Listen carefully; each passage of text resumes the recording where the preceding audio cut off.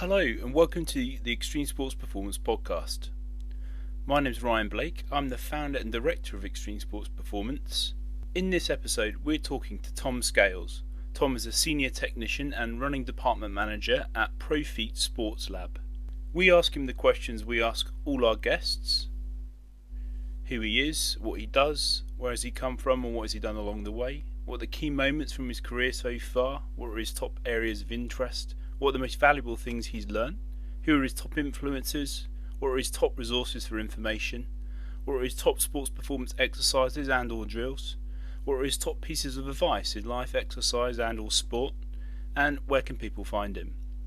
As normal, we freestyle a lot in between questions and around the topic that we're discussing. Really enjoyed recording this episode with Tom. Hope you enjoy listening to it. Here we go. Hi, Tom. Welcome to the Extreme Sports Performance Podcast. It's a pleasure to have you on the show today. Hi, no, lovely. Thanks for having me on. Would you mind just giving everyone an overview to start with of who you are and what you do? Right, so my name is Tom Scales. I work at Profeet Sports Lab in Fulham. I've now been there since 2018. I started off as one of the senior technicians. I'm now the manager of our run department. And what we do is we try to bring biomechanics to the masses. So we have two sides of the store. We've got our ski boot lab, but where I come into more is going to be the running department itself. So we do running assessments, gait analysis, but our main focus is creating custom-made insoles and orthotics for everyday athletes up to Olympic level athletes as well. Fantastic. I'll come on to more of the specifics later on about the ins and outs of day-to-day systems and processes. Could you just tell us your story up until now? So where have you come from? What have you done along the way, and what kind of got you into this? Yeah. So originally, running was not really my main sport. I kind of grew up in a very sporty family, and actually cricket was what my brother and dad have been doing for years and years. So I kind of grew up playing a bit of football, a bit of cricket. But when I was around sort of the beginning of high school age, I discovered rowing. And then I basically spent the next 10, 15 years training myself through, became part of the England Talent Pathway. I started getting medals from British championships and starting to try to enter into sort of Team GB. Didn't go that successfully, but when I got to university, I then joined basically Europe's most successful rowing team. And that's where I kind of really fell in love with the movement side and basically the elite side of performance. There was kind of a few avenues I wanted to go to, but actually I managed to, royally injure my back quite badly in my first year. And after that, I decided, rather than looking at myself and moving to the next level, how can I prevent other people from making the same mistakes that I did? So at university, I was studying sports science already, so I kind of edged everything that I was doing towards biomechanics, performance, and how to prevent injury. I think somebody who's been mentioned on the podcast before, but he's sort of one of the leading rowing biomechanists, I think, pretty much in the world. We actually had him create a custom-made rowing machine with force plates, wires, gyros, basically all the information kind of little science nerds like me would absolutely love. Did that, but actually then moved towards the running side myself. So I moved to London to try and follow that dream, basically. Joined Profeet, and it's all been up from there. Fantastic. And what would you say your key moments have been so far since your time at Profeet? Things that have really stood out to you, things you've really enjoyed, things that really kind of above and beyond any other moments really in that timeline? Well, for us, it works slightly differently because what I would do for, let's say, an Olympic athlete or to somebody who's just unable to walk in comfort, the outcomes tend to be pretty similar. So what I do doesn't change, but I can kind of judge my success and the moments I always look back on is on how that we've helped other people. Actually, this year, probably two cases jump out more than anything else.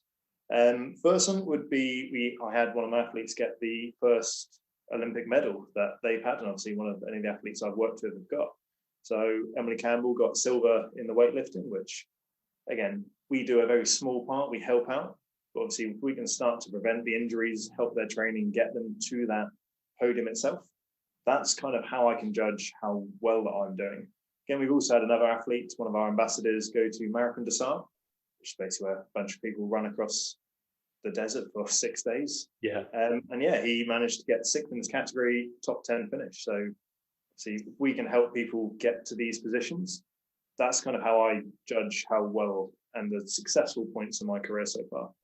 Actually, sometimes the more rewarding ones are people who've just been in pain for 5, 10 years. They've always been plagued by issues and injuries. And if you can see somebody and by the time they come in, maybe in 6 months' time, they're like, well, my knee hasn't hurt at all for 6 months. Everything's works. I've run my first 5K without pain. And those little things for those tend to be, I find, slightly even more rewarding than see the massive elite level performances themselves. Could you just give us a bit more information then for someone who will start with the running, someone who comes to see you, who's a runner, how would you start to help them? What methods or what tick boxes do you have to go through, check boxes do you have to go through in order to allow them to leave there in a better place than when they came in? Absolutely. So the way we like to look at it, it's almost like a puzzle. We're taking bits of information from different areas. So actually the first thing we do is just have a chat, basically, find out what the issue is, what they're looking to do, what they're looking to achieve. What we then basically start on is actually just having a hands-on assessment. We start sort of starting on that foot level, seeing what the functionality like, seeing where the weaknesses are positioned, see where we need to start to, especially what we do a lot of, I should say. We work more with footwear and insoles and things like this. We'll then do a full gait analysis. So we, taking our background, so we're all kind of sports scientists, biomechanists ourselves, go into a little bit more detail than kind of your traditional, maybe going into a sport shop would be in that way. From that, we'll basically do a full body. We can start to break down where inconsistencies are lying, how these, let's say if you're very stiff into the ankle, how this is then impacting the performance itself. We can then basically take pressure scans, so basically see how pressure is being distributed, force issues might be coming through, center of mass problems. From that, we can then create custom-built running shoes, custom-built insoles to help these individuals. So almost taking these bits of information, whether it's pronation, I'm sure we'll start talking about injuries and issues in the future down here. But yeah, if we can start to see a very classic one that runners talk about is pronation and neutral, it's where shoes come into kind of those two kind of overarching categories, if you will. And we can start to control these movements into the ankle. We can then start to basically see how they're affecting movements up the chain. Because that actually sounds weird, but often we start to see things like hip issues, back issues, shoulder issues, all can actually come down to just an issue with the big toe. And it's finding and knowing how these links work together and how basically we can find what might be going wrong and then how we can eliminate that in sort of going forwards. How would a different type of client, so a client coming to you to try and get a solution for their ski boots, how would that differ, if at all, to someone coming in to try and get a solution for their running? So for the ski side, it's a lot more to do with the comfort. See, I'm sure lots of people here will ski as well. And I'm sure lots of people have had rental boots that are absolutely horrible. And after an hour, your feet are in agony and you're just taking them off. Yeah. For that side, again, it's looking at that comfort. So it's less necessarily with the performance base. For most people, it's kind of more of the holiday rather than racing side. And that is a lot more to do with the shapes and the shells. So we have a team of, again, people have done it for years, masters in biomechanics, to try and help alleviate issues. But actually, a lot of that will be in the workshop itself. So stretching, grinding, creating issues or new things, pads to basically get a big plastic shell to be as comfortable as possible. Yeah. Whereas actually on the run side, we'll be looking more at the dynamic motion. So yes, when you put a shoe on, obviously you don't want to be putting yourself, if you've got a very wide foot, into something super narrow. But actually it then comes down a lot more to the materials that are used into the shoes. How, let's say the heel counter, so the bit that kind of locks into the back, the different densities of EVAs or foams that they're using, start to then influence up that chain, so the ankles, the knees. It's a lot more movement based, whereas actually if you're looking at ski boots, it's a lot more shape and fitting based. Sure. Okay, no, that makes complete sense. And I'm more of a snowboarder than a skier, but I have worn ski boots in the past, and they are not very comfortable. So I think that is definitely something people would be a big fan of if they have to spend a long time in them. So with regards to the type of clients you have in come in to see you, who would you say your typical client is, or what client comes in the most with the most common problem that they need to solve? That what kind of level, what kind of sport? So I would say 70% of the people we see are runners. Some are just day-to-day walkers, hikers who, again, want to be more comfortable. They just want to improve small things. But I would say the majority of people are aiming towards that kind of 5-10K area, maybe pushing to a half marathon once a year, or people coming up into the training cycles for things like the London Marathon. And it's, let's say, their first or second one. They've had a horrible time the last one. So they basically want to be kitted out and try and take the feet out of the equation, basically. Sure. That's one thing. It's always going to be the horrible winter training cycle. Yeah. But again, you're putting in hours and hours a week. You're spending time on the feet. The last thing you want to start to pick up is injuries that take you out for 2-3 weeks. So if we can start to, again, eliminate these potential risks, that's where we come in. But actually, I'd say of those 70% who are runners, most of them come in with some form of injury, something that they're looking to alleviate, something they're trying to help. And often it is the combination of strength conditioning, seeing physios, rehab side of it. But actually, if every time you go running and you're wearing a 5-year-old pair of Nikes that you've pulled out of the cupboard, every time you do go out for that run, you're kind of setting yourself back 3 steps. So all that training you're doing becomes almost pointless, basically. Sure. So that alludes really nicely to the next thing I was going to ask you. So if people didn't come and see you and they just carried on running in their old shoes, what are the risks involved there? So that's the first question. And the second question is, what are the most common injuries that you've seen in that instance? So running shoes traditionally last around 400 or 500 miles. A shoe will peak at about 50 miles. So again, same with hiking boots, running shoes. The last thing you want to do is your race day and something you've never really double checked. So once you start to get beyond that just middle ground, you run in the shoe for 3-4 months. Let's say you've done that marathon training, you've got to 400-500 miles. That white foam that you see in the sole of the shoe, this EVA, starts to deteriorate. And the purpose of that is basically to shock absorb you when you're landing and then retain energy, kind of like a big spring, like a big trampoline, and drive you forwards. As that shoe gets older, its ability to do that starts to diminish pretty rapidly. So when you are getting to those high miles, you're spending 20 miles running out, ideally you want that shoe to be making your life as easy as possible. Whereas actually the older they get, the worse they become from just a usage perspective. That shock absorbency means your ankles and knees, the stresses that go into them are significantly higher. But also, let's say you need that support. Your foot starts to roll in, the knees aren't sitting quite straight. That support system that the shoes would have come with originally, again, won't be doing that job for you. What that tends to lead to, the most common injuries, probably looking around the ankles and knees. So generic knee pain, and it's traditionally called runner's knee, which is probably the least helpful diagnosis that somebody can give them. If you go to a doctor and you tell them you're a runner and your knee hurts, and they tell you you've got runner's knee, it's very useful for them to have some. They'll tell you to do a bit of ibuprofen, but that's actually where we come in. We can start to see, let's say your knee is hurting, so either side, the inside or outside, maybe top or bottom. We can then start to link that to the movements. We can link that to muscular weaknesses. We can link that to pressure imbalances or speeds of movement.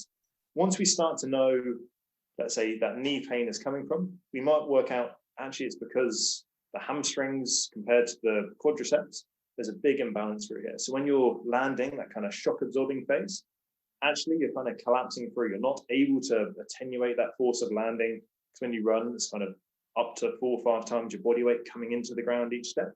If you're not strong enough to hold that once your body fatigues, again, bending that knee suddenly becomes a little bit more tiresome.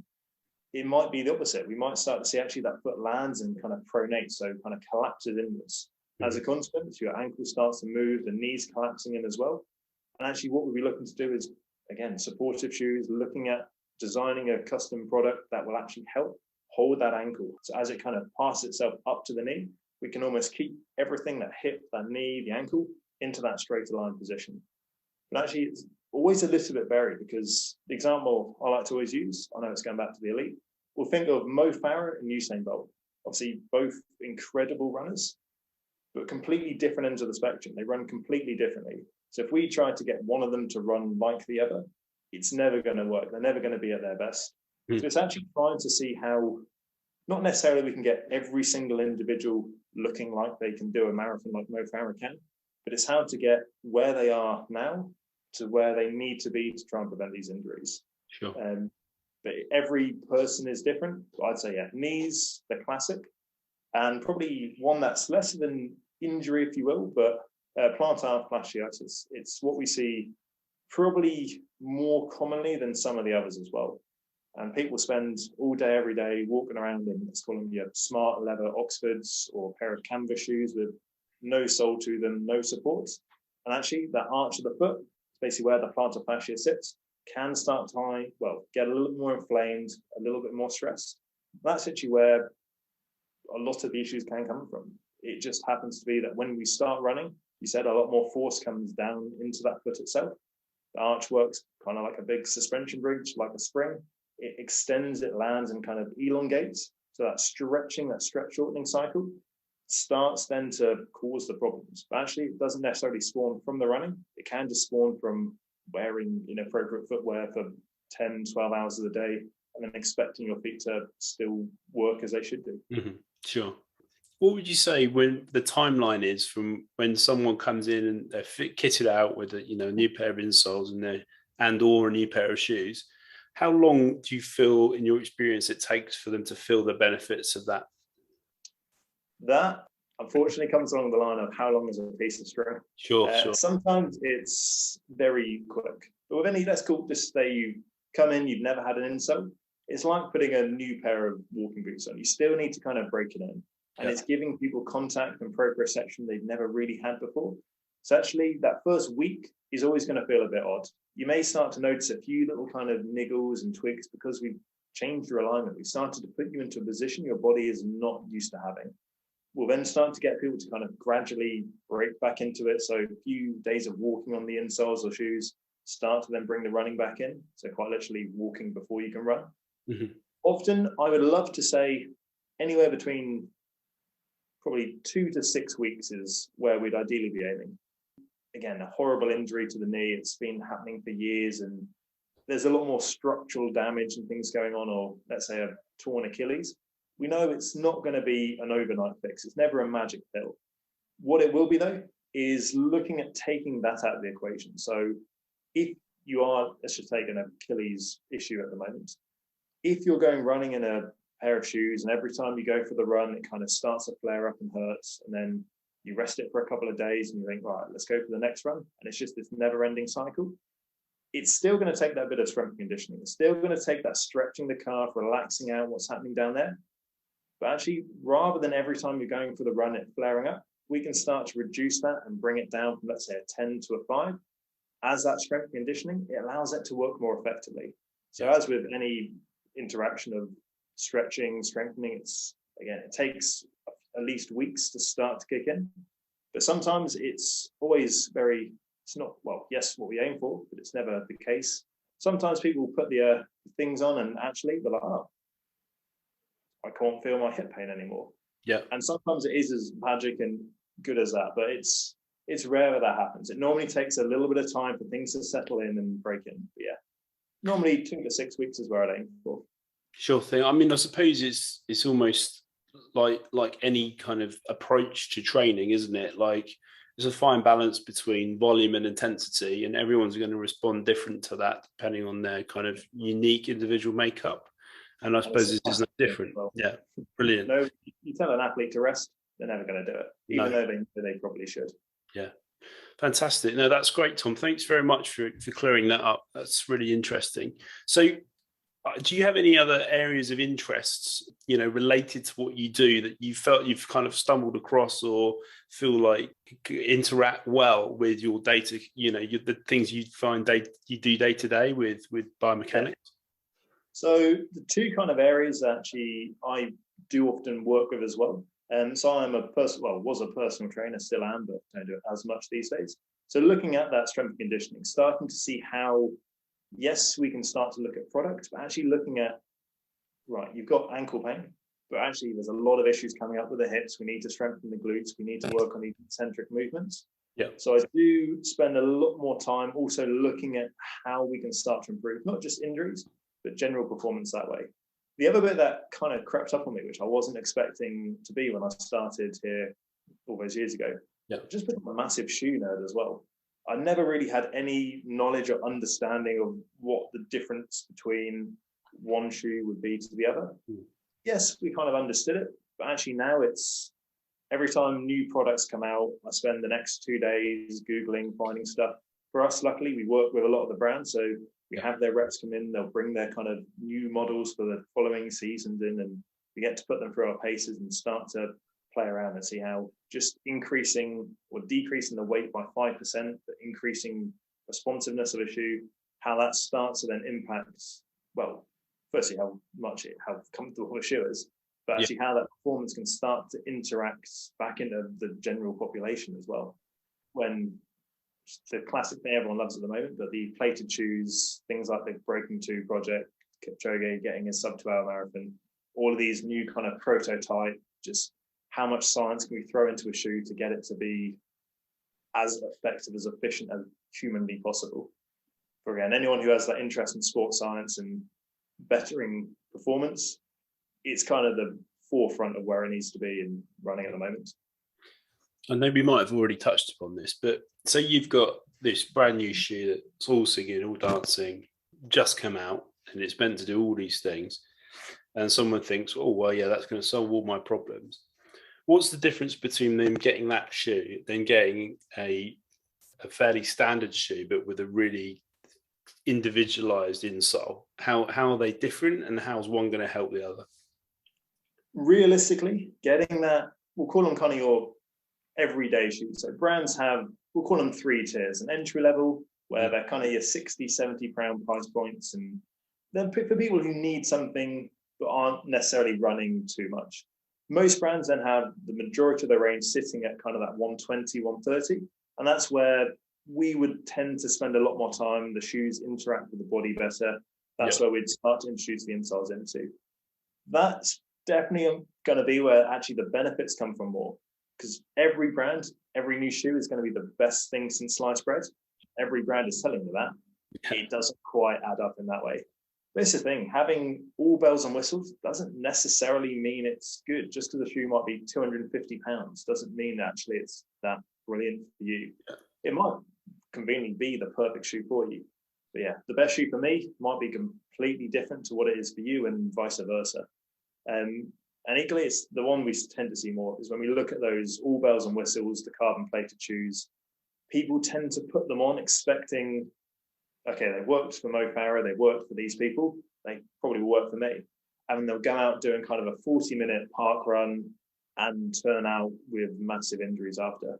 And it's actually understanding that, yes, all these shoes have these bells and whistles, but let's, again, take those Alpha Fly or Vaporfly. They're designed for people for a 2-hour marathon, designed for very strong individuals who are able to basically control these movements. Whereas, I mean, I've tried them. I cannot run in them, unfortunately. My hamstrings and glutes just start screaming at me after about 10 minutes. Yeah. Again, it's that speed of movement. They're almost firing you off the ground. For me, I know I just don't have the combination since the back injury to basically hold my body into the positions they need to be. And for me, I might get a PB if I tried to race in them, but I'd also then probably take the next 3 weeks off with horrible hamstring pulls and injuries through here. And it's finding that balance. And yes, you can do it, but actually, do you really need to do that for your training? Are you going to spend maybe an hour on a course doing a 10K or a half marathon, maybe slightly longer? But actually, you're then going to spend 50K, 60K each week to get there. And that's where you need that kind of shoe, which mechanically is going to keep you as injury-free as possible.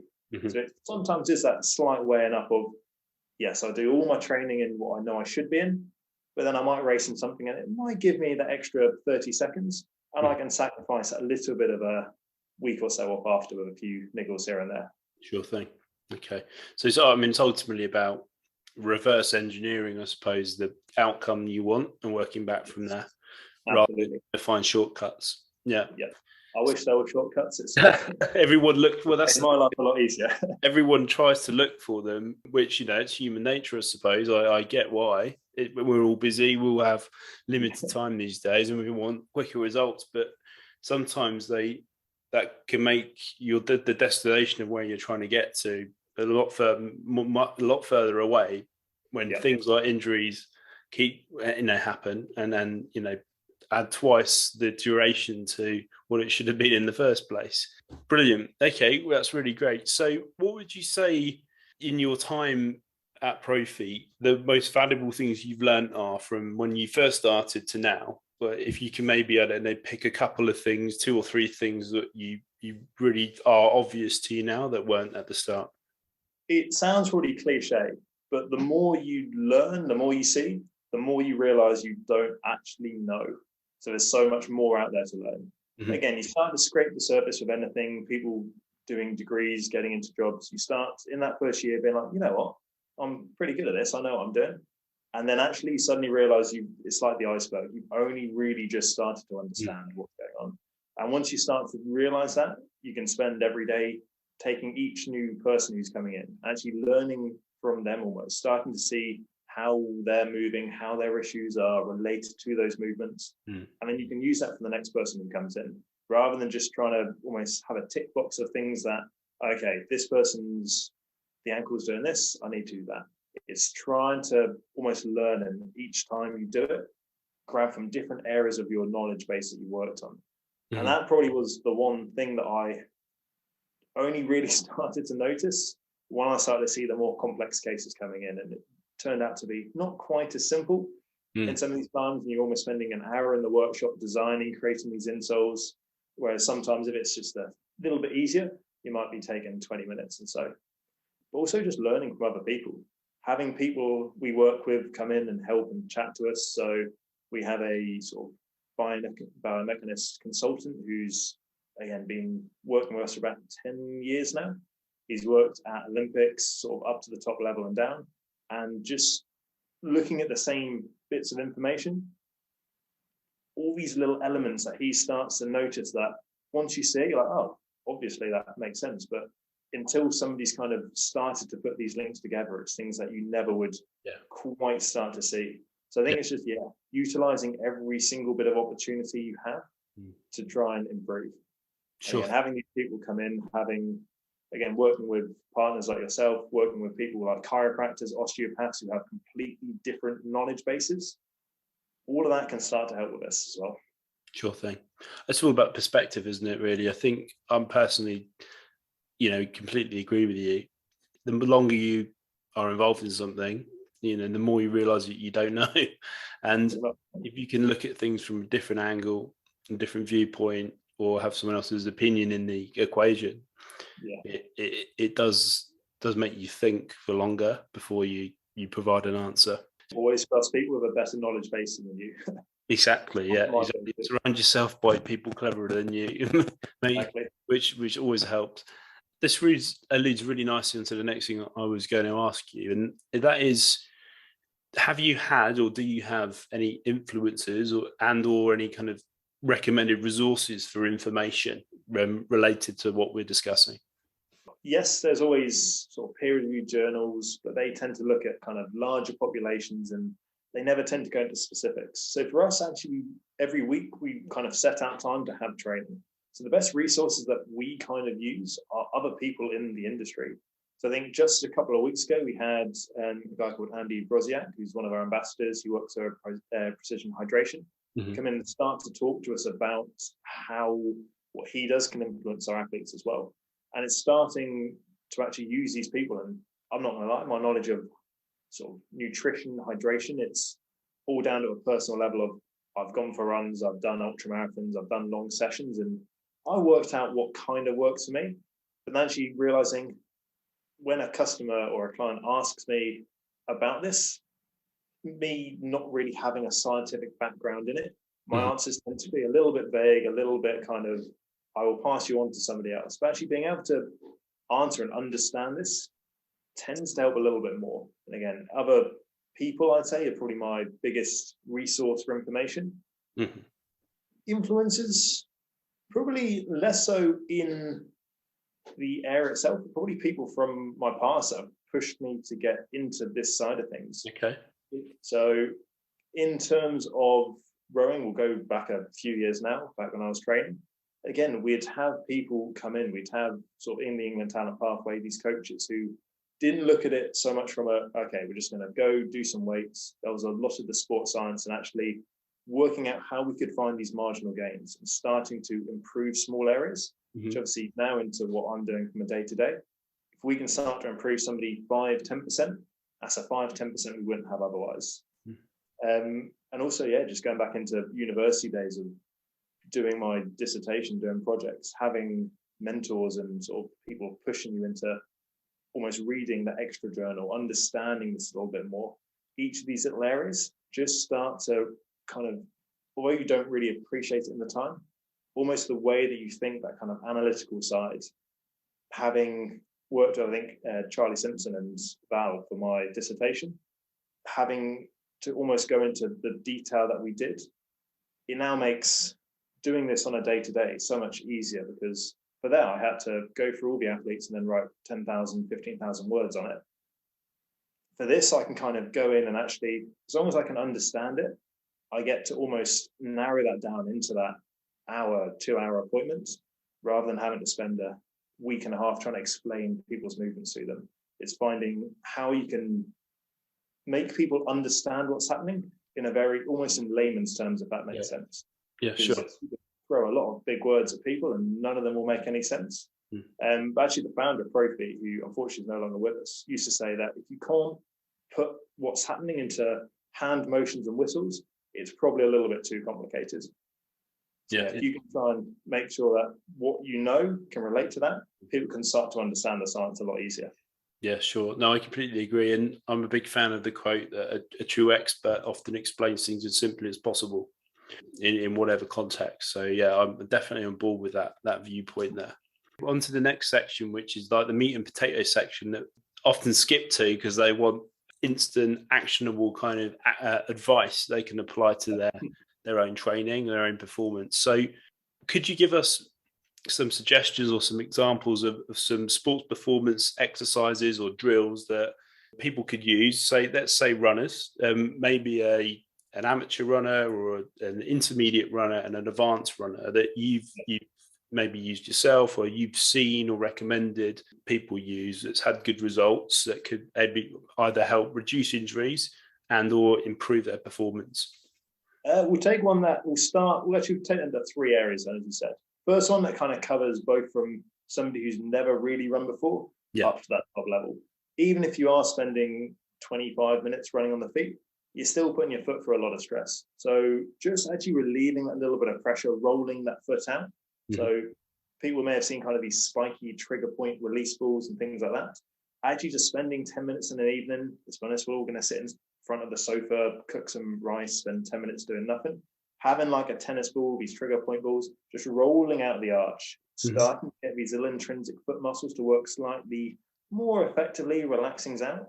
Doesn't matter if you are an Olympic athlete, it doesn't matter if you've never run before, you're still putting that foot through an equivalent amount of stress at either end. So that's something that can be used for everyone. And I'm kind of coming into it, I have very high arches myself, so my feet are always pretty sore at the end of the day. So just sitting down in an evening, relaxing things out, just helps no end. But probably the 3 main areas of exercises that any runner could do. The first one tends to sit into mobility. It's look into the hips. And actually it's something that we've seen significantly more of over the last 18 months. And it tends to be things like the hip flexors. At the moment, people who are working from home tend to wake up, sit behind a desk, then go sit on the sofa and go back to bed. There's no real movement that goes on. Yeah, you might go out for a run, but the rest of the 20 hours or so, everything's a little bit more sedate. Whereas when people were in and out of offices, you're getting up, walking to the station, standing on the tube, walking to get dinner, coffees. It's a lot more movement. So actually getting those sort of hip flexors stretched out tends to be one of the most common things we can do. So that's just stretching. So down on one knee, sort of stretching the arm above on the same leg, just starting to move that whole anterior chain out together. Because when you're running, you're kind of having this extension and flexion, and having that tension that sits from the front part, so kind of in front of your hip. As you try and swing that leg out behind you, it's like a big elastic band. Once you've got to that point of stretch, there's nowhere really for it to go. So we have to then kind of swing, try and rotate the hips. And again, we start to lose and put more stress into the backs and other areas. The second one is probably just straight up strengthening itself. And it's where we would probably be looking at more kind of eccentric movements. So 3 seconds up, 3 seconds down, all on single leg as well. Mm-hmm. So if you take a squat, people cheat basically. The stronger leg does most of the work. You kind of you can hide some poor technique. As soon as you go onto a single leg exercise, which effectively what running is, you're only ever going to have one foot on the ground at either time. That leg is the one that's doing all of that support work, that driving. So actually spending time working on single leg. So step up, single leg squats, Bulgarian split squats, lunges, all of this, but focusing on a 3 seconds up or 3 seconds back down movement, all looking at that control. So not allowing the hips to start to sway around, the knees to do their own thing. It's almost take a step up or a squat, keeping that ankle, that knee, that hip into that aligned position, holding that core strong, not allowing things to start to kind of shift with the hips. Yeah, sure. The third, and probably one that most runners will neglect a little bit, it's actually just simple plyometric work, getting that little bit more explosive power, that little bit more kind of snappiness into the stride. So again, focusing, probably will take those hip flexors again. It's a classic one that gets neglected with runners as well. Things like box jumps, things like single leg bounds. So just standing on one leg and seeing how far you can physically jump forwards just gets the body used to kind of like a long jumper, getting that momentum to lift you as high and as fast as possible each step. Yeah. And again, you'll see kind of your Mo Farahs of the world looking like gazelles kind of running effortlessly. And with the rest of us, it's a little bit more kind of plodding, a little bit more sedate. If we can get ourselves just to be that little more explosive, little bits of skipping exercises as well, getting those ankles just to fire that little bit of movement as you're coming up to the ground, all just starts to come through and bleeds into the running itself. Sure thing. That's probably the 3 areas, mobility, bit of strengthening, and then a little bit of a spring as well. In summary, then, if you're increasing range of motion around joints, you are making muscles in the leg more robust because they're stronger. And then the plyometrics are going to, increase your reactivity, your rate of force development off the floor, which is ultimately going to make your cadence, your stride more effective, more efficient. You're not going to leak as much energy. And you, as you said, you'll have more spring on the floor. So that makes lots of sense and fairly simple suggestions, but those simple suggestions are often the most valuable, the most useful ones for people who've never done it before. We forget to do as well, more than anything else. Yeah. People go out for a run, they'll do their 10K, but they won't really warm down properly. They won't warm up. They won't take that kind of strengthening side of, your cardiovascular might be there, but actually your legs are the bit that are failing at 40 minutes. Yeah. Your lungs and things are feeling fine, but your legs are in agony, and it's trying to get the two to just start to balance up to each other. In terms of strength and conditioning or S&C, we often find with runners that we work with that they are a small S and a big C because they just do lots of conditioning and not very much strength work. So it's just trying to make those as balanced as possible, really. So just to kind of wrap things up then, Tom, what would you say your top pieces of advice are for people listening to this? So they could be people just getting into running, people who are weekend warriors, or people who run to a semi-professional, professional level. What advice would you give them that you could easy, quick takeaways that, in your experience, have been really helpful? Easiest thing is to get a gait analysis. Even if it's not us, go to somewhere who will be able to talk you through things rather than just picking up a shoe from the shelf.